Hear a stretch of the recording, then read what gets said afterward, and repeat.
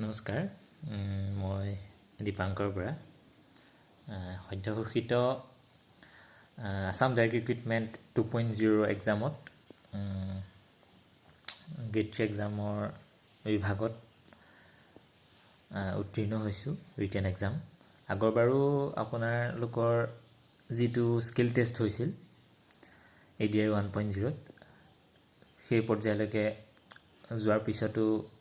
দুৰ্ভাগ্যবশতঃ ফাইনেল লিষ্টত নাম উঠাব নোৱাৰিলোঁ। এতিয়া কথাটো হ'ল এইবাৰ মই দিছিলোঁ আপোনাৰ APSC assistant accounts officer AEGCL চ' তাত আপোনালোকৰ কাট অফৰ ওপৰত যদি মই ক'বলৈ যাওঁ মোৰ মতে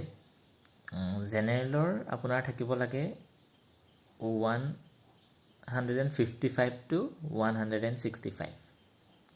OBCৰ মোৰ হিচাপত থাকিব লাগে 140 to 150ৰ ভিতৰত ঠিক তেনেদৰে SC আৰু STৰ ক্ৰমান্বয়ে 130 to 140 আৰু STৰ 120 to 130 মাৰ্কছ থাকিলে আপোনালোকৰ সিলেকশ্যন মই হ'ব বুলি ভাবোঁ পৰৱৰ্তী ৰাউণ্ডৰ বাবে। ধন্যবাদ।